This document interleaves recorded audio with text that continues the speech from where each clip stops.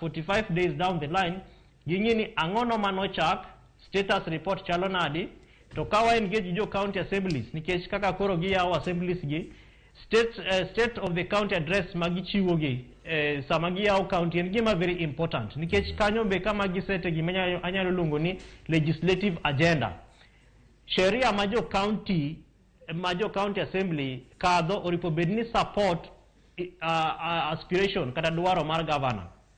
Manyiso ni ka governor wacho ni wadhi medo solro, to ka chik onge okonyal timre, nikech chik ema dhi support expectation kata implementation no.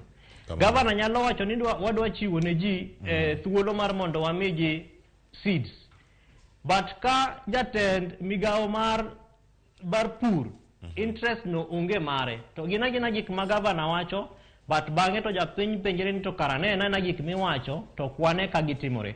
Omiyo ana feel ni gik moko te osewachi, to berne en ni jotelo mano yiergi gin jotelo ma ok nyien ni system ni. Gikawa gik mose tim ka mondo ging'e ni tang'ono morem, ang'o modong'.